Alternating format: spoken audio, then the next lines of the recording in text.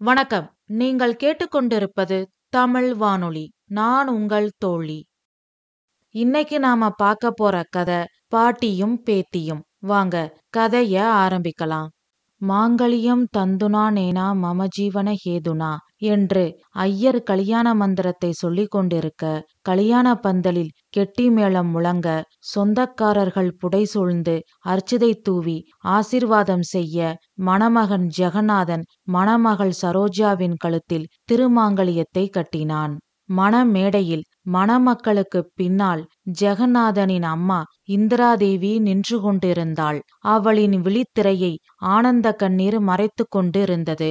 வெள்ளிக்கம்பி போன்ற தலைமுடிகளின் பின்னணியில் பந்து போல் ஒரு கொண்டை, மூக்கு கண்ணாடி வழியே பிரகாசிக்கும் பரிவு மிகுந்த கண்கள். 50 வருஷ வாழ்க்கையில் எந்தவித களங்கமும் இல்லாமல் நேர்மையாகவும் நாணயமாகவும் பல தொழில்கள் செய்து வருவதால் ஏற்பட்ட கம்பீரமான குரல், கண்டிப்பும் அன்பும் கலந்த முகம். இதுதான் இந்திராதேவி. தனது ஒரே மகன் ஜெகநாதனுக்கு தேடி தேடி வரன் பார்த்தாள். கடைசியாக பெரிய தொழிலதிபரின் ஒரே மகள் சரோஜாவை தன் வீட்டு மருமகளாக தேர்ந்தெடுத்தாள். சரோஜா படித்த நவ நாகரிக மங்கைதான். ஆனால் என்னதான் நாகரிகம் பெருகியிருந்தாலும் பழைய சம்பிரதாயங்களுக்கு முன்னுரிமை கொடுத்து பழைய பழக்க வழக்கங்களை கைவிடாமல் கடைபிடித்து வருபவள்தான் சரோஜா. ஆம், மாமியார் பழைய சம்பிரதாயங்களுக்கு முன்னுரிமை கொடுத்து மருமகள் நவ நாகரிக மங்கையாகத்தான் எல்லோரும் பார்த்திருக்கிறோம். ஆனால் இந்திராதேவியின் வீட்டில் எல்லாம் தலைகீழ்தான். ஆம், இந்திராதேவி வயதில் பெரியவளாக இருந்தாலும் முற்போக்கான சிந்தனை உடையவள், தைரியமானவள். இல்லையென்றால் கணவன் சந்திரசேகர் செய்த தவறுக்காக அவரை அந்த காலத்திலேயே விவாகரத்து செய்துவிட்டு தனி ஒருத்தியாக இந்த சமூகத்தில் போராடி பெரிய டெக்ஸ்டைல் இண்டஸ்ட்ரிக்கு முதலாளியாகியிருக்க முடியுமா? இன்று இந்திராதேவியை நம்பி 5000 குடும்பங்கள் இருக்கிறது. அது மட்டுமல்ல, தனது ஒரே மகன் ஜெகநாதனை வளர்த்து படிக்க வைத்து தனது தொழிலை திறமையாக நடத்தும் அளவிற்கு ஆளாக்கியிருக்கிறாள். இந்திராதேவி ஏவும் கட்டளைகளை நிறைவேற்ற சமையல் அறையில் இருந்து கேட்டு வாசல் வரை வேலையாட்கள் இருக்கிறார்கள். வசதி வாய்ப்புகளுக்கு பஞ்சமில்லை. ஒரு பெண் தைரியமாக நிர்வாகத்தை எடுத்து நடத்தி தன்னை போல் பேரும் புகழும் வாங்க வேண்டும் என்பதுதான் இந்திராதேவியின் ஆசை. அதனால் மருமகள் சரோஜாவை கம்பெனி நிர்வாகத்தை பார்த்து கொள்ள செய்யலாம், தன் இஷ்டப்படி அவளை மாற்றிவிடலாம் என்று எவ்வளவோ முயன்றாள். ஆனால் முடியவில்லை. கடவுள், பூஜை, சடங்கு சம்பிரதாயத்திலேயே காலத்தை கழிக்க விரும்பியவளுக்கு ஃபைல், கம்ப்யூட்டர், டார்கெட், ப்ராஜெக்ட் எல்லாம் அந்நியமாக தோன்றியது. அதனால் அவள் அந்த போட்டிமயமான பிசினஸ் உலகத்தில் சிக்கவில்லை. நிம்மதியும் சந்தோஷமும் தரக்கூடிய ஆன்மீக உலகத்தில் அவள் கரைந்து போகவே ஆசைப்பட்டாள். அதனால் சரோஜா மேல் இந்திராதேவிக்கு சிறு வருத்தம் ஏற்பட்டது. இருந்தாலும் இந்திராதேவி அவளை கட்டாயப்படுத்தவில்லை. இந்நிலையில்தான் சரோஜா கருவுற்றாள். இந்திராதேவிக்கு பேத்தி பிறந்தாள். அப்பொழுது இந்திராதேவி வீட்டு டெலிபோன் ஒலித்தது. இந்திராதேவி போனை எடுத்து பேசினாள். Hello, Indiradevi speaking. மேடம், நான் மேனேஜர் சுந்தரம் பேசுறேன். சொல்லுங்க சுந்தரம், என்ன விஷயம்? மேடம், ஒரு குட் நியூஸ். நமக்கு இந்த இயர் நல்ல லாபம் கிடைச்சிருக்கு. அதனால நிறைய நியூ ப்ராஜெக்ட்ஸ் வந்திருக்கு. ஓ குட். எல்லாம் என் பேத்தி பிறந்த நேரம். நாளைக்கு ஆபீஸுக்கு வந்து நான் எல்லாம் பாக்குறேன். என் பேத்தி பிறந்ததுக்காக ஆபீஸ் ஸ்டாஃப்ஸ் எல்லாருக்கும் சம்பளத்தை அதிகப்படுத்த போறேன். போனஸ் கொடுக்க போறேன். எல்லாத்தையும் நாளைக்கு நான் ஆபீஸுக்கு வந்து பாக்குறேன். நீங்க மத்த வேலைகளை பாருங்க. நான் நாளைக்கு வரேன். ரொம்ப நன்றி மேடம், நான் போனை வைக்கிறேன் என்று சொல்லிவிட்டு 32 பல்லும் தெரிய சிரித்து கொண்டு போனை வைத்தார் மேனேஜர் சுந்தரம். சம்பள உயர்வு வரப்போகிறது, போனஸ் கிடைக்கப் போகிறது, ரெட்டிப்பு சந்தோஷம். கேட்க வேண்டுமா என்ன? தொழிலாளர்கள் உள்ளத்திலும் இல்லத்திலும் மகிழ்ச்சி தாண்டவமாடியது. எல்லோரும் இந்திராதேவியின் பேத்தியை மனதார வாழ்த்தினார்கள். தனது பேத்தி ஸ்ரீ லட்சுமியின் அவதாரமாக இருக்க வேண்டும் என்று இந்திராதேவி விரும்பினாள். அதனால் தனது பேத்திக்கு சந்திரரூபிணி என்று பெயர் வைத்தாள். பேத்தி சந்திரரூபிணி தன் மருமகள் சரோஜா போல் இல்லாமல் தன்னை போல் ஒரு தொழிலதிபர் ஆக வேண்டும் என்று இந்திராதேவி ஆசைப்பட்டாள். கோடி கோடியாக முதல் போட்டு மாபெரும் தொழில்களை நடத்தும் ஒரு பெரிய இண்டஸ்ட்ரியலிஸ்ட் இந்திராதேவி தன்னுடைய வாரிசாக நினைத்தது தன் பேத்தி சந்திரரூபிணியைத்தான். அதனால் சிறு வயதிலிருந்தே பேத்தியை வளர்க்கும் பொறுப்பை பாட்டி இந்திராதேவி ஏற்றுக்கொண்டாள். இண்டஸ்ட்ரியில் பிசினஸில் முக்கியமான விஷயம் என்றால் மட்டும் இந்திராதேவி நேரில் சென்றாள். மற்றபடி அனைத்து விஷயங்களையும் வீடியோ கான்ஃபரன்ஸ் மூலம் பேசி முடித்தாள். அம்மா இந்திராதேவியின் வார்த்தைக்கு மறுவார்த்தை பேசாமல் பிசினஸை நடத்தி வந்தான் ஜெகநாதன். என்னதான் அம்மா விருப்பப்படி ஜெகநாதன் பிசினஸ் நடத்தினாலும் பேரும் புகழும் பணமும் கிடைத்தாலும் அவனுக்குள்ளும் ஒரு குறை இருக்கத்தான் செய்தது. ஆம், மிகப்பெரிய ஃபுட்பால் பிளேயர் ஆக வேண்டும் என்பது அவனின் ஆசை. ஆனால் அம்மா இந்திராதேவிக்கு பயந்து தனது ஆசையை தனக்குள் புதைத்து கொண்டு அம்மாவிற்காக பிசினஸை நடத்தி வருகிறான். என்னதான் பிடிக்கவில்லை என்றாலும் செய்யும் தொழிலே தெய்வம் என்பதை மனதில் வைத்துக்கொண்டு திறம்பட பிசினஸை பார்த்து கொண்டான். இந்திராதேவியின் கவனம் முழுவதும் சந்திரரூபிணி மேல்தான். அவர்களின் பெரிய பங்களாவில் சந்திரரூபிணி படிப்பதற்கு என்று தனி அறையை ஏற்பாடு செய்திருந்தாள் இந்திராதேவி. அந்த அறையில் பிசினஸ் சம்பந்தமான புத்தகங்களை அதிகமாக வாங்கி அடுக்கி வைத்தாள். மிகவும் புகழ்வாய்ந்த ஒரு பேராசிரியர் சந்திரமோகனிடம் சந்திரரூபிணியை டியூஷனுக்கு அனுப்பினாள். கல்லூரி படிப்பு முடிந்ததும் மேல் படிப்பிற்கு சந்திரரூபிணியை வெளிநாட்டிற்கு அனுப்ப வேண்டும் என்று இந்திராதேவி முடிவெடுத்திருந்தாள். சந்திரரூபிணி விஷயத்தில் இந்திராதேவிதான அனைத்து முடிவுகளையும் எடுப்பாள். வேறு யாரேனும் ஏதாவது சொன்னால் அன்று வீட்டில் குருச்சேத்திர போர்தான் நிகழும். அதனால் எல்லோரும் வீண் பிரச்சனைகளை தவிர்ப்பதற்காக அமைதியாக இருந்து விடுவார்கள். காலங்கள் ஓடியது. சந்திரரூபிணி வளர்ந்து விட்டாள். இப்பொழுது கல்லூரியில் பிபிஏ படித்து கொண்டிருக்கிறாள். பிபிஏ தான் படிக்க வேண்டும் என்பது பாட்டி இந்திராதேவியின் கட்டளை. அதனால் அந்த கட்டளையை நிறைவேற்றி கொண்டிருந்தாள் சந்திரரூபிணி. ஆனால் எவ்வளவுதான் பார்த்து பார்த்து சந்திரரூபிணியை இந்திராதேவி வளர்த்தாலும் அவள் விருப்பப்படி சந்திரரூபிணி வளரவில்லை. ஆம், சந்திரரூபிணிக்கு மிகவும் பிடித்தது கவிதை, தோட்டம், விவசாயம். ஆனால் இதனை அவள் வெளிக்காட்டிக் கொள்ளவில்லை. ஏனென்றால் பாட்டி இந்திராதேவியை பற்றி சந்திரரூபிணி நன்றாக புரிந்து வைத்திருந்தாள். பாட்டியின் பேச்சுக்கு எதிர் பேச்சு பேசினால் பாட்டிக்கு பிடிக்காது. பாட்டிக்கு பிடிவாத குணம் அதிகம். பிடிவாத குணம் மட்டுமல்ல, வைராகியம், தன்னம்பிக்கை, மன உறுதியும் அதிகம். தனி ஒரு பெண்ணாக ஒரு பிசினஸ் சாம்ராஜ்யத்தை உருவாக்கியிருக்கிறாள் என்றால் சும்மாவா? எத்தனை பிரச்சனைகளை அவள் எதிர்கொண்டு இந்த வெற்றியை பெற்றிருப்பாள். வாயால் சொல்வது எளிது, செயல்படுத்துவது கடினம். ஆனால் இந்திராதேவியை பொறுத்த வரையில் பேச்சு குறைவாகத்தான் இருக்கும், செயல் அதிகமாகவே இருக்கும். இப்படி பாட்டி இந்திராதேவியை அணு அணுவாக சந்திரரூபிணி புரிந்து வைத்திருந்தாள். அதனால் பாட்டியின் மனம் நோகக்கூடாது என்பதற்காக பிபிஏ படித்து கொண்டிருக்கிறாள். ஆனால் அதே சமயம் பாட்டி சொன்ன படிப்பை படித்து கொண்டே தனக்கு பிடித்ததையும் சேர்த்து செய்து கொண்டிருந்தாள். ஒரு நாள் சந்திரரூபிணியின் டியூஷன் வாத்தியார் சந்திரமோகன் இந்திராதேவியை சந்திக்க வீட்டிற்கு வந்திருந்தார். அவரை பார்த்ததும் இந்திராதேவி வரவேற்று உபசரித்தாள். வாங்க சார், உட்காருங்க. என்ன சாப்பிட்றீங்க? பரவாயில்ல மேடம், இருக்கட்டும். உங்ககிட்ட ஒரு முக்கியமான விஷயத்த சொல்லிட்டு போகலாம்னு வந்தேன். சொல்லுங்க சார். ஒன்னும் இல்ல மேடம், சாதாரண விஷயம்தான். நான் உங்க பேத்திக்கு பிசினஸ் சம்பந்தமா ஒரு பாடத்தை நடத்திக்கிட்டு இருந்தேன். அப்போ ரூபினி என்னை பார்த்து ஒரு கேள்வி கேட்டா. என்ன கேட்டா என்று இந்திராதேவி கேட்டதும் அன்று நடந்ததை சந்திரமோகன் சொல்ல ஆரம்பித்தார். சார், நான் ஒரு கவிதை எழுதியிருக்கேன், படிக்கிறேன். நல்லா இருக்கான்னு சொல்றீங்களா என்று சந்திரமோகனை பார்த்து சந்திரரூபிணி கேட்டாள். ஓ, நீ கவிதையெல்லாம் எழுதுவியா? எங்க படி பாப்போம். ஒரு செடியில் மலர்ந்த 2 மலர்களை பார்த்து பறவைகள் பேசிக்கொண்டன. 2 மலர்களும் ஒரே தோட்டத்தில், ஒரே பராமரிப்பாளரின் பராமரிப்பில், ஒரே செடியில் ஒன்றாகத்தான் மலர்ந்தது. ஆனால் ஒன்று கல்யாண ஊர்வலத்தில், மற்றொன்று இறுதி ஊர்வலத்தில். ஏன் இந்த வேற்றுமை, ஏன் இந்த ஏற்றத்தாழ்வு என்று அவள் எழுதிய கவிதையை படித்து காட்டினாள் சந்திரரூபிணி. சந்திரமோகன் மெய் மறந்து இருந்தார். பின் சந்திரரூபிணி கேட்டாள், சார், கவிதை நல்லா இருக்கா சார்? நல்லா இருக்குமா. இது மூலம் நீ சொல்ல வர கருத்து எனதுமா? அந்த பூக்கள் மாதிரிதான் மனுஷங்களும். ஏன் ஒரு சிலருக்கு வாழ்க்கை பூந்தோட்டமா இருக்கு, ஒரு சிலருக்கு வாழ்க்கை போராட்டமா இருக்கு அப்படின்ற என்னோட கேள்விய கவிதையா மலர்களை வச்சு எழுதியிருக்கேன் சார் என்றாள் சந்திரரூபிணி.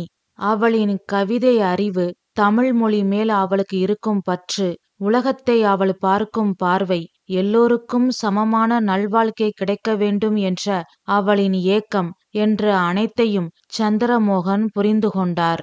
இருந்தாலும் சந்திரரூபிணியின் பாட்டி இந்திரா தேவியை நினைக்கும் பொழுது அவருக்கு பயத்தில் மூச்சே நின்றுவிடும் போல் இருந்தது. பிசினஸ் உமனாக சந்திரரூபிணியை ஆளாக்கச் சொன்னால் பெண் கவியாக ஆளாக்கியிருக்கிறாய் என்று சொல்லி கோபப்பட்டால் என்ன செய்வது என்று பயந்தார். அதனால் சந்திரரூபிணியை பார்த்து சொன்னார், ரூபிணி, உன் கவிதையும் கருத்தும் அற்புதம், அருமையா இருந்தது. உன் கவிதைய எனக்கு ஒரு பேப்பர்ல எழுதி தரியா என்று கேட்டார். கண்டிப்பா சார் என்று சொல்லி அவளின் கவிதையை அழகாக ஒரு பேப்பரில் எழுதி சந்திரமோகனிடம் கொடுத்தாள். அதனை எடுத்துக்கொண்டுதான் அவர் இப்பொழுது இந்திராதேவியை பார்க்க வந்திருக்கிறார்.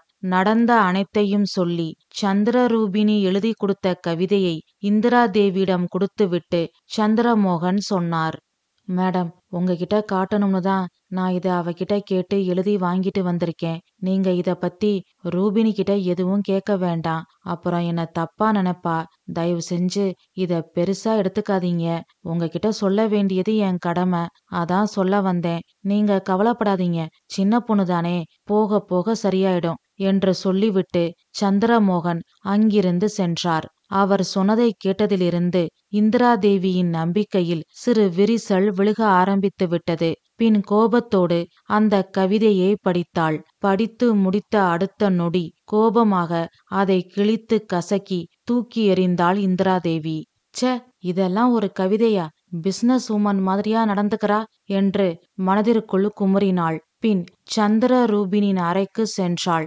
அவள் அறையில் இருந்த புத்தகங்களை பார்த்தாள். இந்திராதேவி வாங்கி கொடுத்த புத்தகத்தை தவிர மற்ற அனைத்து புத்தகங்களும் கவிதை, தோட்டக்கலை, விவசாய சம்பந்தப்பட்டதாகவே இருந்தது. அதனை பார்க்க பார்க்க இந்திராதேவியின் கோபம் அதிகமானது. பாரதியாரின் கண்ணம்மா பாடல், பாரதிதாசனின் எதிர்பாராத முத்தம், ரவீந்திரநாத் தாகூரின் கீதாஞ்சலி என்று எல்லா கவிதை நூல்களும் இருந்தது. சந்திரரூபிணி விருப்பப்பட்டு வாங்கிய புத்தகங்களில் ஒன்றாவது இந்திராதேவியின் விருப்பப்படி பிசினஸ் சம்பந்தமான புத்தகங்களாக இருந்திருந்தால் கூட இந்திராதேவியின் மனம் ஆறுதல் அடைந்திருக்கும். ஆனால் ஒன்று கூட அவளுக்கு பிடித்ததாக இல்லை. அதனால் அவளால் கோபத்தை அடக்க முடியவில்லை. இப்படி புத்தகங்களை வாங்கி படிக்காதே, பிசினஸ் சம்பந்தப்பட்ட புத்தகங்களை வாங்கி படி என்று கட்டளையிட்டு சந்திரரூபிணியிடம் கோபப்படவும் அவளால் முடியவில்லை. சிறு வயதிலிருந்தே மடியில் வைத்து கொஞ்சி வளர்த்த பேத்தியின் முகம் சினுங்கினால் இந்திராதேவியின் உள்ளத்தில் ரத்தம் வடியும். சந்திரரூபிணி என்று பெயர் வைத்திருந்தாலும் அவளின் பிரியத்தை காட்டுவதற்காக செல்லம்மா செல்லம்மா என்றுதான் அவளை வாய் நிறைய அழைப்பாள் இந்திராதேவி. அதனால் அவளிடம் கோபத்தை காட்டாமல் பொறுமையாக இருந்தாள். சந்திரரூபிணியின் நடவடிக்கைகளை கவனிக்க ஆரம்பித்தாள். தோட்டத்தில் புதிய பூக்கள் பூப்பதை பார்ப்பதற்காகவே அதிகாலையில் எழுந்து சந்திரரூபிணி தோட்டத்துக்கு வருவதை இந்திராதேவி கவனித்தாள். புதிய பூக்கள் பூத்ததும் சிறு குழந்தை போல் கொண்டாடினாள். மாலை நேரத்தில் மாடியில் நின்று கொண்டு மேற்கே சூரியன் மறையும் பொழுது ஏற்படும் செவ்வானத்தை பார்த்து குதூகலித்தாள். இப்படி இயற்கையை ரசிக்கும் அவளை கண்டு இந்திராதேவியின் நம்பிக்கை குறைந்து கொண்டே வந்தது. இதனை இப்படியே விடக்கூடாது என்று முடிவெடுத்து ஒரு நாள் சந்திரரூபிணியிடம் இந்திராதேவி பேசினாள். செல்லம்மா, உன் படிப்பெல்லாம் எப்படி போகுது? நல்லா போகுது பாட்டி. உன்னை நம்பிதான் நானும் நம்ம கம்பெனியும் இருக்கோம். கவலைப்படாதீங்க பாட்டி, பாத்துக்கலாம். பாத்துக்கலாம் இல்ல, பாத்துக்கிற. சரி பாட்டி, பாத்துக்கிறேன். அப்புறம் நேத்து நீ ஏதோ ஆன்லைன்ல புக்கு ஆர்டர் பண்ணியிருந்தியா? ஆமாம் பாட்டி. ஏன்? நான் தான் வாங்கி வச்சேன்.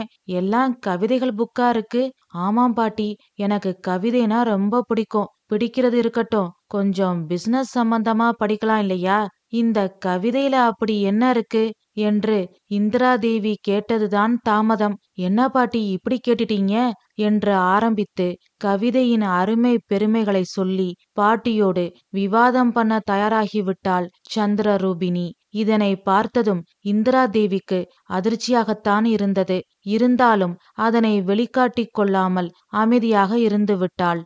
நாட்கள் ஓடியது. ஆல் இந்தியா டெக்ஸ்டைல் அசோசியேஷன் கூட்டம் வெளிநாட்டில் நடந்தது. அப்பொழுது சந்திரரூபிணிக்கு கல்லூரி விடுமுறை. அதனால் அவளையும் இந்திராதேவி விமானத்தில் அழைத்து சென்றாள். விடுமுறைக்கு அவளை வெளிநாட்டிற்கு அழைத்து சென்றது போலவும் இருக்கும். அதே சமயம் தனது பிசினஸை அவளுக்கு கற்றுக் கொடுக்கவும் வசதியாக இருக்கும் என்று நினைத்து சந்திரரூபிணியை தன்னுடன் வெளிநாட்டிற்கு அழைத்து சென்றாள் இந்திராதேவி. ஆனால் அங்கு சென்றதுதான் தாமதம். சந்திரரூபிணி அங்குள்ள பூங்காக்கள், அதிசயங்கள் என்று சுற்றி பார்க்க சென்று விட்டாள். பாட்டி இந்திராதேவி மட்டும்தான் மீட்டிங்கில் கலந்து கொண்டாள். அங்கு வெளிநாட்டில் அவர்கள் தங்கியிருக்கும் அறையில் இந்திராதேவி பிசினஸ் பற்றியும் அன்று நடந்த மீட்டிங் பற்றியும் பேசினாள். பூங்கா, அதிசயங்கள் என்று அவள் சுற்றி பார்த்த இடங்களை அணு அணுவாக வர்ணித்து சந்திரரூபிணி பேச ஆரம்பித்தாள். சரி, ஒரு தேர்ந்த வியாபாரி போல் பேச வேண்டும்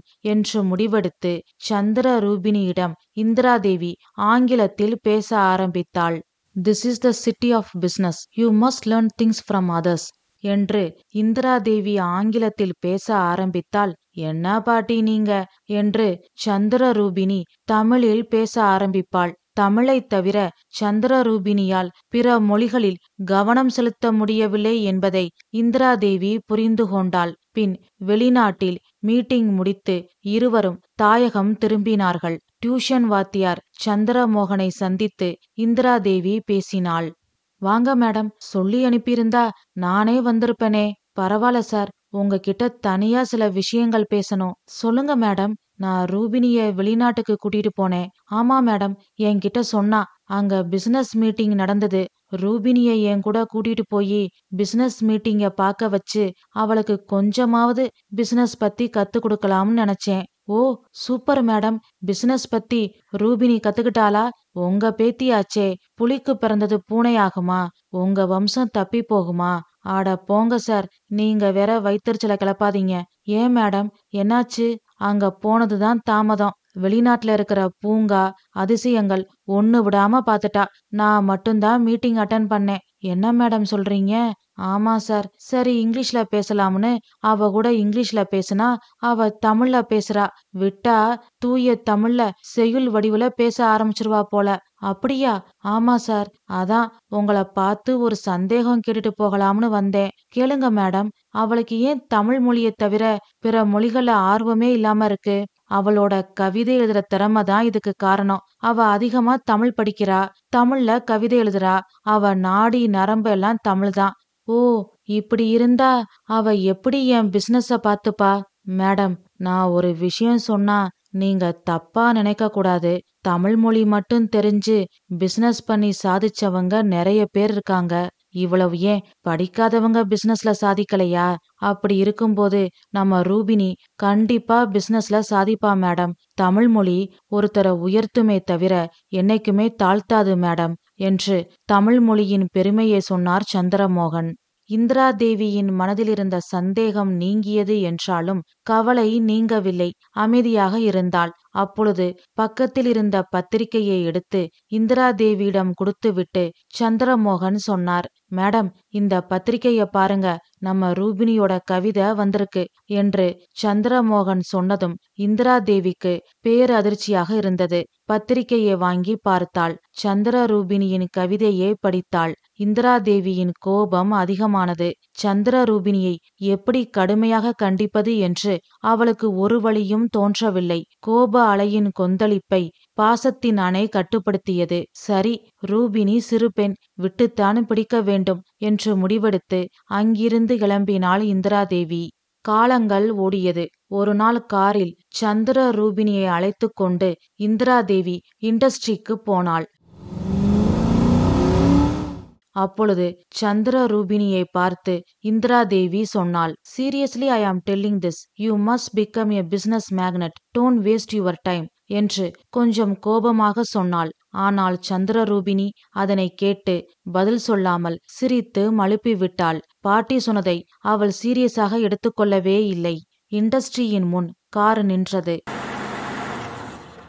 இந்திராதேவியும் சந்திரரூபிணியும் காரிலிருந்து இறங்கி இண்டஸ்ட்ரிக்குள் சென்றார்கள். இண்டஸ்ட்ரியை சந்திரரூபிணிக்கு இந்திராதேவி சுற்றி காட்டினாள். பாட்டி சொன்னது காட்டியது அனைத்தையும் சந்திரரூபிணி கடமைக்கே என்று பார்த்து கொண்டாளே தவிர கவனமாக பார்த்து கொள்ளவில்லை. அன்று மேனேஜர் மற்றும் ஆடிட்டரோடு மீட்டிங் இருந்தது. அதனால் இந்திராதேவி அது சம்பந்தப்பட்ட ஃபைல்களை பார்த்து கொண்டிருந்தாள். சந்திரரூபிணி இண்டஸ்ட்ரிக்கு வெளியில் சுற்றி பார்த்து கொண்டு இருந்தாள். அப்பொழுது அந்த இண்டஸ்ட்ரிக்கு பின்புறம் ஒரு மரம் இருந்தது. அதிலிருந்து ஒரு தனித்துவமான நறுமணம் வந்தது. அந்த நறுமணத்தில் தனது மனதை பறிகொடுத்தாள் சந்திரரூபிணி. அங்கு வேலை செய்த ஒரு பெண்ணிடம் அந்த மரத்தை பற்றி விசாரித்தாள். அக்கா, இது என்ன மரம்? நல்ல வாசனையா இருக்கு. இது பவளமல்லி மரமா? இந்த பூவுக்கு தனித்துவமான மனம் இருக்குமா? ஓ, அப்படியா? பூவெல்லாம் கீழே கொட்டி கிடக்கே. ஆமாமா, இந்த பூ நடுராத்திரிக்கு மேலதான் பூக்கும், விடிய காலம் உதிர்ந்துரும். இந்த மரம் இருக்கிற இடமே நல்ல வாசனையா இருக்கும் என்று அந்த வேலைக்கார பெண் பவளமல்லி மரத்தின் பெருமையை சொல்லிக் கொண்டிருந்தாள். பாட்டி இந்திராதேவி இண்டஸ்ட்ரி பற்றி சொன்னதை கவனிக்காத சந்திரரூபிணி இப்பொழுது பவளமல்லி மரத்தை பற்றி வேலைக்கார பெண் சொன்ன அனைத்தையும் ஒன்று விடாமல் கவனமாக கேட்டாள்.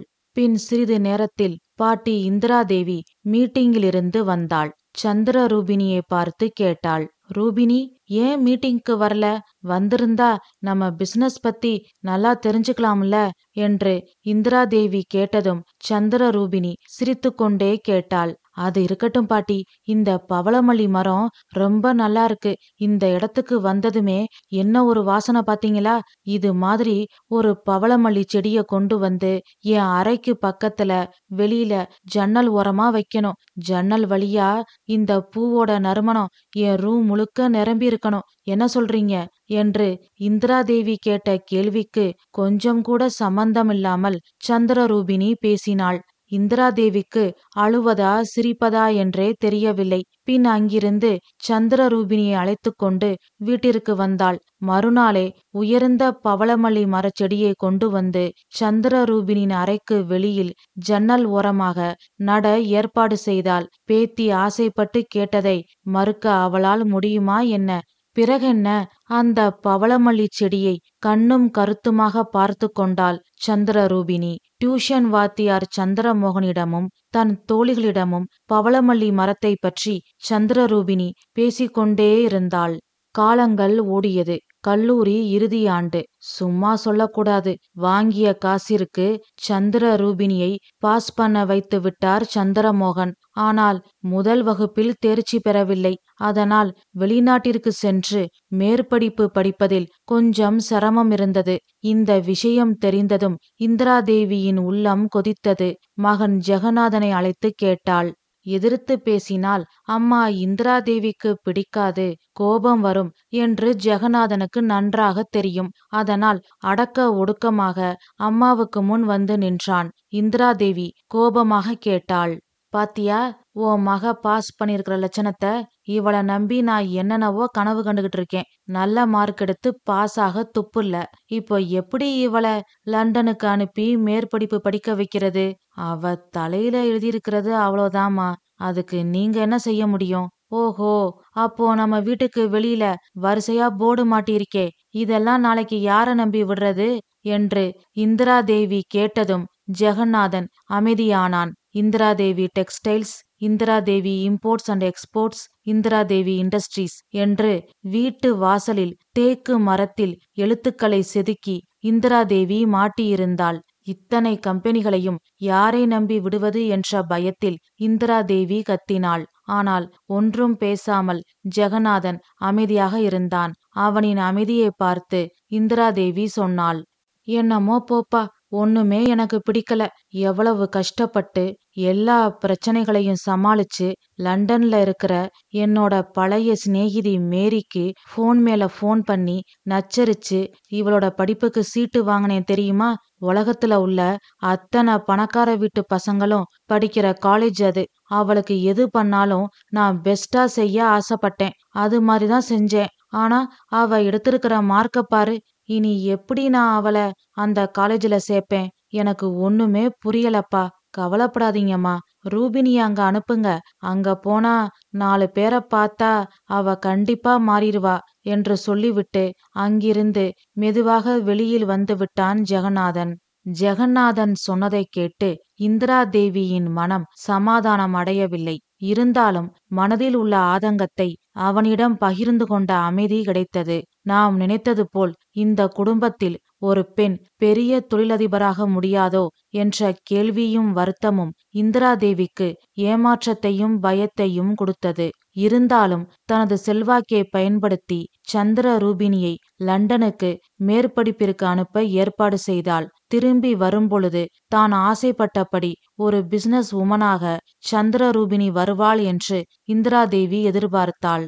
சந்திர ரூபினிக்கு பிடிக்கவில்லை என்றாலும் பாட்டி இந்திரா தேவிக்காக சந்திர ரூபினி லண்டன் கிளம்ப சம்மதித்தாள். தனக்காகவே வாழும் பாட்டிக்காக நாம் இதை கூட செய்யக்கூடாதா என்றுதான் சந்திர ரூபினி லண்டனுக்கு கிளம்ப சம்மதித்தாளே தவிர படிப்பின் மேல் உள்ள ஆர்வத்தில் அவள் சம்மதிக்கவில்லை.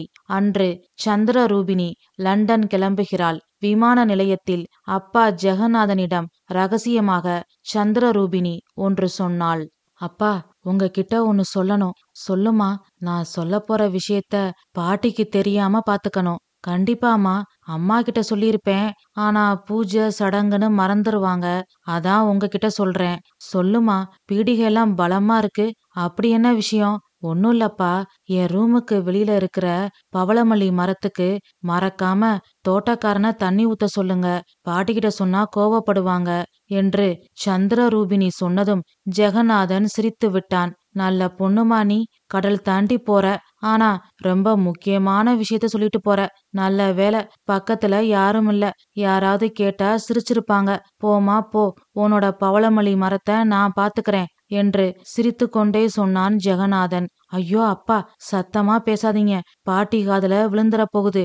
அப்புறம் அட்வைஸ் மழை பெய்ய ஆரம்பிச்சிரும் என்று சந்திர ரூபினி சொன்னதும் ஜெகநாதனால் சிரிப்பை அடக்க முடியவில்லை. இருந்தாலும் மகளுக்காக பொறுமையாக சிரிக்காமல் இருந்தான். பின் பாட்டி இந்திரா தேவியும் சந்திர ரூபினியுடன் பம்பாய் வரை போனாள். விமானத்தில் சிறு பிள்ளைக்கு சொல்வது போல் இந்திரா தேவி சந்திர ரூபினிக்கு சொல்லிக்கொண்டே வந்தாள். லண்டன் போனதும் என் ஃப்ரெண்டு மேரிய போய் பாரு. அவ சொல்றபடியெல்லாம் செய். இடையில உனக்கு லீவு கிடைச்சா மத்த நாடுகளை சுத்தி பாரு. ஆனா எல்லாத்தையும் உன் கவிதையா பார்க்காம பிசினஸா பாரு. மேரி உனக்கு எல்லா உதவியும் செய்வா. பணம் வேணும்னா எனக்கு ஃபோன் பண்ணு. பிபிஏ தான் இப்படி போச்சு. அங்கேயாவது முதல் வகுப்புல பாஸ் ஆகணும் என்று பலமுறை நிதானமாக சொல்லிக்கொண்டே வந்தாள் இந்திரா தேவி. சந்திர ரூபினி அனைத்தையும் சிரித்து கொண்டே கேட்டுக்கொண்டிருந்தாள். பிரிய போகிறோம் என்ற எண்ணமே அவளுக்குள் ஒரு இனம் புரியாத வலியை கொடுத்தது.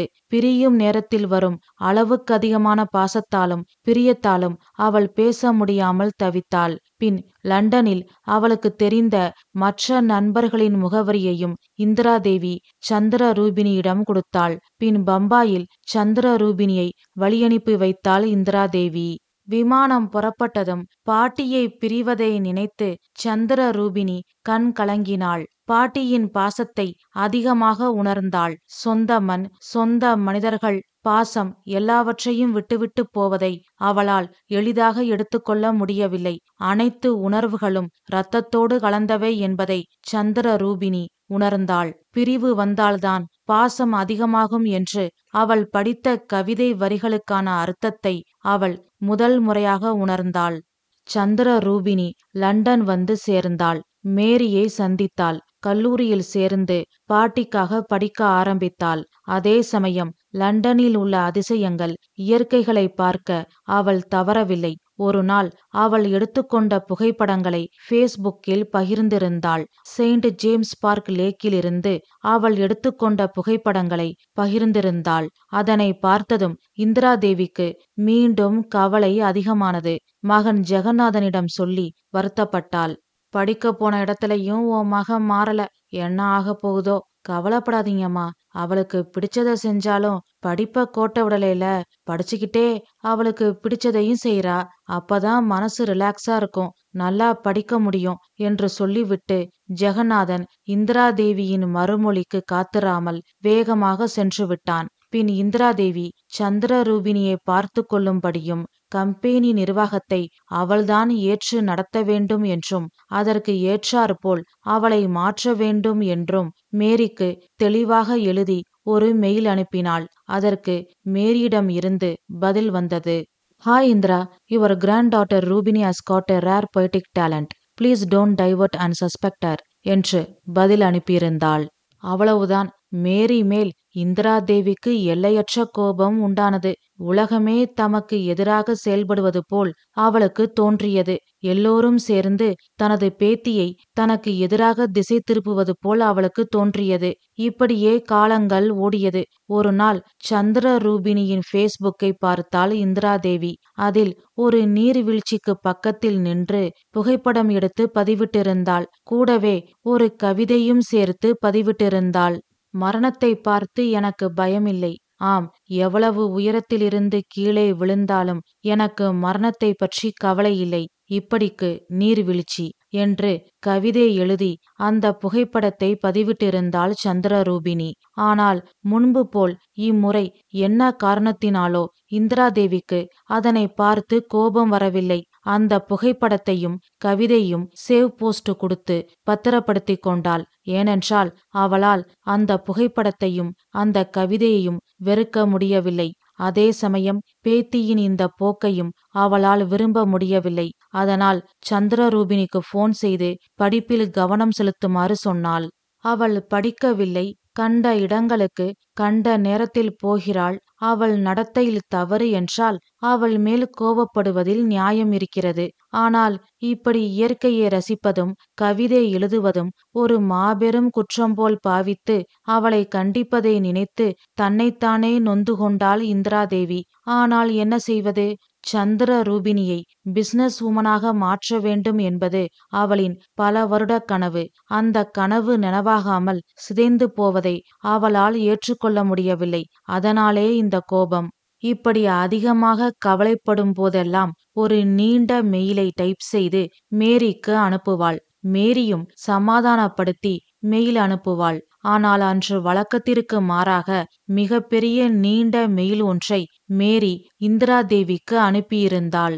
நீயும் நானும் நம்முடைய தலைமுறை பெண்கள் போல் இன்றைய பெண்களும் இருக்க வேண்டும் என்று எதிர்பார்ப்பது தவறு. இன்றைய பிள்ளைகளின் செயல்பாடுகள் நமக்கு பல விதங்களில் புரிவதில்லை. இன்னும் சொல்ல போனால் புதிராக கூட இருக்கிறது. பெற்றோர்களுக்கு பெரியவர்களுக்கு அடங்கி அவர்கள் காட்டுகிற பாதையில் போக வேண்டும் என்று அவர்கள் நம்மை போல் சிந்திப்பதில்லை. அவர்கள் சுயமாக முடிவு எடுக்கிறார்கள். தங்களுக்கு என்ன தேவை என்பது அவர்களுக்கு தெளிவாக தெரிகிறது. உன் பேத்தியின் மனம் மிகவும் மென்மையானது.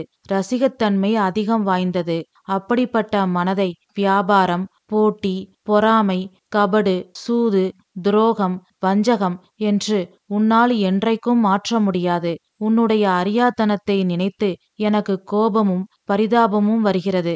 சந்திரரூபிணி ஓர் அற்புதமான பெண் கவி. நீயும் நானும் பள்ளி பருவத்தில் இந்தியாவின் நைட்டிங்கேல் என்று அழைக்கப்படும் சரோஜினி நாயுடுவை பற்றி எப்படியெல்லாம் வியந்து பேசியிருக்கிறோம். அப்படிப்பட்ட சரோஜினி நாயுடு போல் உன் பேத்தி வர ஆசைப்படுகிறாள். ஒரு அற்புதமான பெண் கவி உன்னை போல் பிசினஸ் உமன் வீட்டில் பிறந்ததுதான் எனக்கு ஆச்சரியமாகவும் அதே சமயம் சந்திரரூபிணி மேல் அனுதாபமாகவும் இருக்கிறது. அவளை தொந்தரவு செய்யாதே. அவள் கனவுகளை நோக்கி அவள் பயணம் இருக்கட்டும். ஒரு தோழியாக இதுதான் எனது தாழ்மையான வேண்டுகோள் என்று அந்த மெயிலில் மேரி எழுதியிருந்தாள். இதனை படித்ததும் மேரி மேல் இந்திரா தேவிக்கு அளவற்ற கோபம் வந்தது. கோபம் வந்து என்ன செய்வது? சில நேரங்களில் நமது கோப தாபங்களை நாம் வெளிப்படுத்த முடிவதில்லை. ஏதோ காரணங்களுக்காக எல்லாவற்றையும் தனக்குள் மறைத்து கொண்டு எப்பொழுதும் போல் சாதாரணமாக இருப்பது போல் நடிக்க வேண்டியது இருக்கிறது. இதைத்தான் உலகம் ஒரு நாடக மேடை, நாமெல்லாம் அதில் நடிகர்கள் என்று என்றோ ஷேக்ஸ்பியர் நமக்கு சொல்லிவிட்டார் என்று ஷேக்ஸ்பியர் சொன்ன தத்துவத்தை நினைத்து பார்த்தாள் இந்திராதேவி. காலங்கள் ஓடியது. சந்திர ரூபினி லண்டன் சென்று 1 வருடம் முடிந்துவிட்டது. விடுமுறைக்கு கூட ஊருக்கு வரவிடாமல் பிசினஸ் பற்றி கற்றுக்கொள்ள பல நாடுகளுக்கு சந்திர ரூபினியை அனுப்பினாள் இந்திராதேவி. சந்திர ரூபினி படிப்பு முடித்து வந்ததும் தனது தொழில்களில் சிலவற்றை அவளிடம் ஒப்படைக்க வேண்டும் என்று இந்திராதேவி காத்திருந்தாள். ஆனால் விதி அதன் வேலையை செய்ய ஆரம்பித்தது. ஆம், இந்திராதேவியின் தொழிலில் ஏகப்பட்ட குழப்பங்கள் உருவானது. போனஸ் பிரச்சனை, தொழிலாளர்கள் பிரச்சனை, வேலை நிறுத்தம் என்று பல பிரச்சனைகளை சமாளிக்க வேண்டி இருந்தது. ஜெகநாதனால் தனியாக இதனை சமாளிக்க முடியவில்லை. வயது முதிர்ந்த காலத்தில் எல்லா பிரச்சனைகளையும் எதிர்கொண்டு சமாளிக்க இந்திராதேவி கஷ்டப்பட்டாள். இருந்தாலும் அவளின் தைரியம், மன உறுதி, திறமை, பிசினஸ் உலகத்தில் அவளுக்கு இருந்த அனுபவம் ஆகியவற்றால் அந்த வயதிலும் பிரச்சனைகளை சமாளித்தாள். இருந்தாலும் மன அமைதி இல்லை. நிம்மதியாக தூங்கி பல நாட்கள் ஆனது. அதனால் இந்திராதேவியின் உடல்நிலை மோசமானது. வியாபார உலகத்தில் இந்திராதேவிக்கு பெண் சிங்கம் என்று பெயர். தனக்கே இந்த நிலைமை என்றால் சூதுவாது அறியாத பேத்தி ரூபினி எதிர்காலத்தில் இந்த பிசினஸை எப்படி சமாளிக்கப் போகிறாள் என்று சிந்தித்து முதல் முறையாக மனம் குழம்பினாள் இந்திராதேவி. முதலாளிக்கும் தொழிலாளிக்கும் இடையில் நல்ல உறவுதான் இருக்கிறது. ஆனால் சில பொறாமை பிடித்த போட்டியாளர்கள் இடையில் புகுந்து கலவரத்தை ஏற்படுத்தி தொழிலை அழிக்க முயற்சி செய்கிறார்கள். அவர்களுக்கு அவர்களின் தொழிலை வளர்க்க திறமை இல்லை என்றாலும் அடுத்தவரின் தொழிலை கெடுப்பதற்கு திறமை இருக்கிறது. இதெல்லாம் ஒரு பிழைப்பு என்று இந்திராதேவி வருத்தப்பட்டாள். மனவேதனை நாளுக்கு நாள் அதிகமானது. அதனால் இந்திராதேவி படுத்த படுக்கையானாள். இந்திராதேவியின் உடல்நிலையை கேள்விப்பட்டு சந்திர ரூபினியின் டியூஷன் வாத்தியார் சந்திரமோகன் இந்திராதேவியை பார்க்க வந்தார். அவரிடம் மனதில் உள்ள குறைகளை கொட்ட ஆரம்பித்தாள். நல்லவங்க வாழ போராட வேண்டியிருக்கு. நல்லது ஜெயிக்க தாமதமாகுது. என் காலம் மாதிரி இல்ல இப்போல்லாம். என்னால 5000 குடும்பங்கள் வாழுதுன்னு நினைச்சு பெருமைப்பட்டேன். அவங்களும் என் மேல விசுவாசமா இருந்தாங்க. ஆனா சில சுயநலம் பிடிச்ச போட்டியாளர்கள் தங்களோட சுய லாபத்துக்காக தொழிலாளர்களை எனக்கு எதிரா தூண்டி விடுறாங்க. எப்படியோ இப்போ நிலைமைய சமாளிச்சிட்டேன். ஆனா எதிர்காலத்துல இப்படி ஒரு நிலைமை வராதுன்னு என்னால உத்தரவாதம் கொடுக்க முடியாது.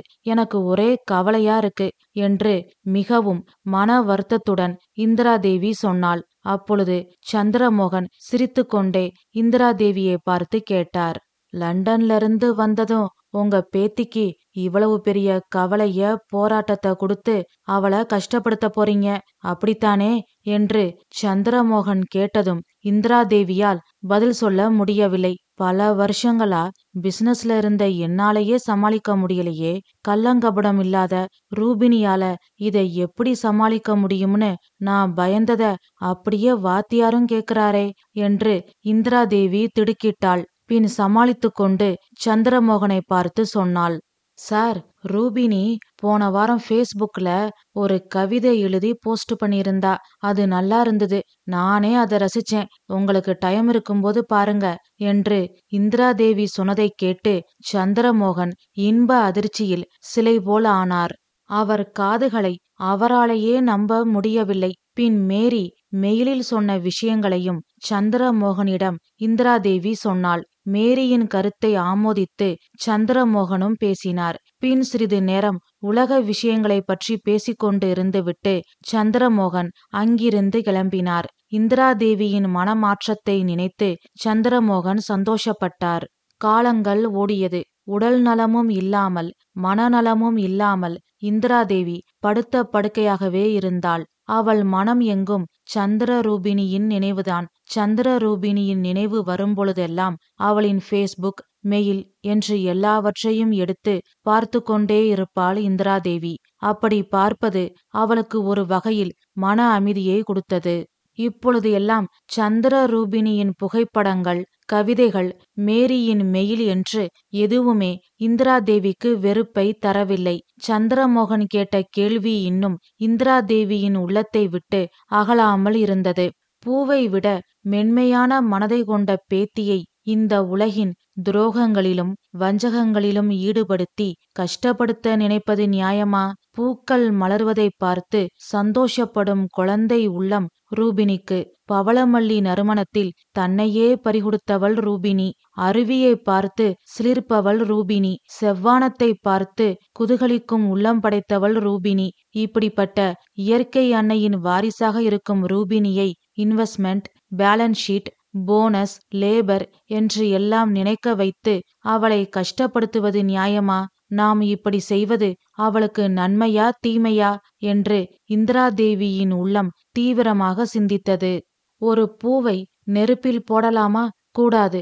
தொழிலாளர்கள், தொழில், போட்டியாளர்கள், பொறாமைக்காரர்கள், போதும், என்னாலே முடியவில்லை, அவளால் எப்படி முடியும் என்று நினைத்து இந்திராதேவி பயந்தாள். காலங்கள் ஓடியது. கம்பெனி பிரச்சனை இருந்து கொண்டே இருந்தது. இந்திராதேவியின் உடல்நிலையில் எந்தவித முன்னேற்றமும் இல்லை. அங்கு சந்திர ரூபினி படிப்பை முடித்துவிட்டாள். தாயகம் திரும்பினாள். பேத்தியை வரவேற்க விமான நிலையத்துக்கு கூட செல்ல முடியாத நிலையில் இந்திராதேவியின் உடல்நிலை இருந்தது. ஜெகநாதனும் டியூஷன் வாத்தியார் சந்திரமோகனும் விமான நிலையம் சென்று பேத்தி சந்திர ரூபினியை அழைத்து வந்தார்கள். வெளிநாட்டு சூழ்நிலையில் சந்திர ரூபினியின் அழகு இன்னும் மெருகேறியிருந்தது. முகத்திலும் பக்குவப்பட்ட கலை வந்துவிட்டது. படுக்கையிலிருந்து மெதுவாக எழுந்து பேத்தி சந்திர ரூபினியை கட்டிப்பிடித்து கொண்டு கண்ணீர் சிந்தினாள் இந்திராதேவி. அழகின் மொத்த உருவமாக வந்திருக்கும் பேத்தியை பார்த்ததும் அவளுக்கு தாங்க முடியாத சந்தோஷம். இந்திராதேவியை பார்த்து சந்திர ரூபினி சொன்னாள், பாட்டி, உங்க ஃப்ரெண்டு மேரி உங்களை விசாரிச்சதா சொல்ல சொன்னாங்க. ஓ, how is she now? How is your studies? What about your exam? Did you have a nice trip? என்று ஆங்கிலத்தில் பேச ஆரம்பித்தாள் இந்திராதேவி. மேரி நல்லா இருக்காங்க. என் படிப்பை நல்லபடியா முடிச்சிட்டேன். பரீட்சை நல்லா எழுதியிருக்கேன். உங்க ஆசைப்படி முதல் வகுப்புல பாஸ் பண்ணிருவேன். பயணமும் நல்லா இருந்தது. ஒரு பிரச்சனையும் இல்ல என்று அழகான தமிழில் சந்திர ரூபினி பதில் சொன்னாள். சந்திர ரூபினியின் பதிலை கேட்டு வழக்கம் போல் வாயடைத்து நின்றாள் இந்திராதேவி. வெளிநாட்டில் நாவிற்கு ருசியாக சாப்பிட முடியாமல் தன் மகள் முன்பை விட இளைத்து போனதாக சந்திர ரூபினியின் அம்மா சரோஜாவிற்கு தோன்றியது. அதனால் அவள் கண் கலங்கியது. அவளின் பாசத்தை பார்த்த இந்திராதேவி சந்திர ரூபினியை பார்த்து சொன்னாள், இங்க பாரு, உங்க அம்மா உன்னை பார்த்து அழுகிறா. நீ சரியா சாப்பிடாம இளைச்சு போயிட்டியேன்னு உங்க அம்மாவுக்கு வருத்தம். அதனால உனக்கு பிடிச்ச எல்லாத்தையும் சமைச்சு வச்சிருக்கா. போய் முதல்ல சாப்பிடு, நாம அப்புறம் பேசிக்கலாம் என்று சொல்லி சந்திர ரூபினியை சாப்பிட சரோஜாவுடன் அனுப்பி வைத்தாள். பின்னாலேயே ஜெகநாதனும் சென்றான். சந்திர ரூபினி சாப்பிட சென்ற அடுத்த நிமிடம் கம்பெனியிலிருந்து மேனேஜர் உட்பட சில முக்கிய நிர்வாகிகள் வந்தார்கள். இந்திராதேவியை சந்தித்து பேசினார்கள். சந்திர ரூபினி மேடமுக்கு என்னென்ன பொறுப்பு கொடுக்க போறீங்க என்று கேட்டார்கள். அப்பொழுது டைனிங் டேபிளில் ஒரே சத்தமாக இருந்தது. இந்திராதேவி தட்டு தடுமாறி வெளியில் வந்தாள். கம்பெனி நிர்வாகிகளும் வெளியில் வந்தார்கள். இந்திராதேவி ஜெகநாதனிடம் கேட்டாள், ஜெகநாதா, என்ன சத்தம்? இப்பதான் வந்திருக்கா. வந்ததும் வராதுமா அவகிட்ட என்ன பிரச்சனை பண்றீங்க? நாங்க எங்க பிரச்சனை பண்றோம்? அவதான் கத்துறா. எதுக்கு கத்துறா? என்னாச்சு? ஊருக்கு போகும்போது பவளமல்லி செடிய நட்டு வச்சுட்டு போனாலாம். அதுக்கு நான் தோட்டக்காரன் கிட்ட சொல்லி ஒழுங்கா தண்ணி ஊத்தலையாம். நாம சரியா கவனிக்காததால செடி வாடி போச்சான். அத பார்த்ததுல இருந்து இவளுக்கு மனசு சரியில்லையாம். அதனால சாப்பாடு வேண்டாமா என்று ஜெகநாதன் சொன்னதும் இந்திராதேவி சிரித்தாள். நான் இங்க படுத்த படுக்கையா இருக்கேன். என்ன பார்த்து கவலைப்படல, ஆனா செடி வாடி போனதுக்கு கவலைப்படுறா என்று நினைத்து இந்திராதேவி சிரித்தாள். அப்பொழுது கம்பெனி நிர்வாகிகள் சந்திர ரூபினி எப்பொழுது கம்பெனிக்கு வரப்போகிறாள் என்று கேட்டார்கள். அவர்களின் இந்த கேள்வி எல்லோரையும் அதிர்ச்சிக்குள்ளாக்கியது. முதல் முறையாக மாமியார் இந்திராதேவி முன்னால் சரோஜா பேசினாள். அத்தை, என்னடா இவ எல்லாரும் முன்னாடியும் இப்படி பேசுறாளேன்னு தயவு செஞ்சு என்ன தப்பா நினைக்காதீங்க. நீங்க எங்களை விட வயசுல அனுபவத்துல பெரியவங்க. நான் சொல்லித்தான் உங்களுக்கு தெரியணும்னு இல்ல. இருந்தாலும் என் பொண்ணுக்கு அம்மாவா நான் இதை இப்போ சொல்லியே ஆகணும். ரூபினிக்கு இந்த கம்பெனி பொறுப்பெல்லாம் வேண்டாம். அவ இஷ்டப்படி அவள விட்டுருங்க. பிடிக்காத வேலைய கட்டாயத்தின் பேர்ல செஞ்சா எவ்வளவு கஷ்டம்னு எங்களுக்கு நல்லா தெரியும் அத்தை என்று சரோஜா சொன்னதும் இந்திராதேவி அதிர்ச்சியோடு பார்த்தாள். சரோஜா மேலும் சொன்னாள், ஆமா அத்தை, உங்க பிள்ளைக்கும் இந்த கம்பெனி நிர்வாகம் எதுவும் பிடிக்காது. அவருக்கு பிடிச்சதெல்லாம் ஃபுட்பால் தான். ஆனா உங்ககிட்ட சொல்ல பயந்துகிட்டு தன்னோட ஆசை கனவு எல்லாத்தையும் தனக்குள்ளே போட்டு புதைச்சுக்கிட்டு பிடிக்காத வேலைய தினமும் செஞ்சு நிம்மதி இல்லாம தூங்காம தவிச்சுக்கிட்டு இருக்காரு.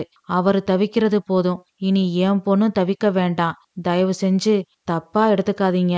உங்கள மாதிரி உங்க பேத்தி வரணும்னு நீங்க ஆசைப்பட்டது தப்பில்ல.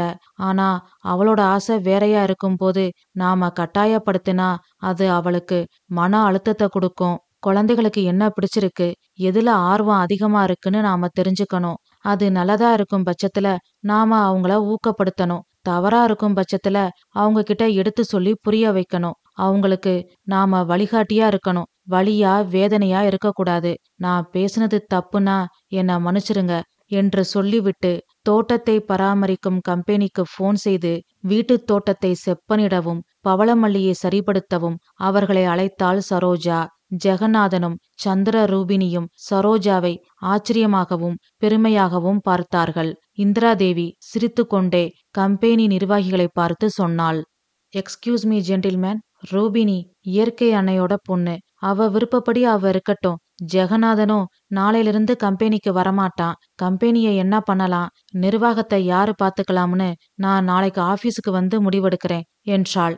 எல்லோரும் சரி என்று சொல்லிவிட்டு அங்கிருந்து கிளம்பினார்கள். பிறகு இந்திராதேவி ஜெகநாதனை பார்த்து சொன்னாள், என்ன மன்னிச்சிருப்பா, இனி உனக்கு பிடிச்ச மாதிரியான வாழ்க்கைய வாழு என்று சொல்லிவிட்டு பின் சந்திர ரூபினியை பார்த்து சொன்னாள், நாளைக்கு நான் சொல்ற பப்ளிஷரை போய் பாரு. உன் கவிதை எல்லாத்தையும் புக்கா பிரிண்ட் பண்ணி தருவாங்க என்று சொல்லிவிட்டு அவள் தலையில் கை வைத்து ஆசிர்வாதம் செய்துவிட்டு மருமகள் சரோஜாவை பார்த்தாள். கண்ணீர் மல்க இந்திராதேவியின் அருகில் வந்தாள் சரோஜா. அவளின் கண்ணீரை துடைத்துவிட்டு இந்திராதேவி சொன்னாள், இப்போதான் நீ இந்திராதேவியோட மருமக என்று பெருமையாக சொல்லிவிட்டு உள்ளே சென்ற பாட்டி இந்திராதேவியை பேத்தி சந்திரரூபினி இமைக்காமல் பார்த்து கொண்டிருந்தாள். கதை முடிவுற்றது. இது நான் எழுதின கதை. இந்த கதை உங்களுக்கு பிடிச்சிருக்கும்னு நம்புறேன். மீண்டும் அடுத்த கதையில் சந்திப்போம். நன்றி, வணக்கம்.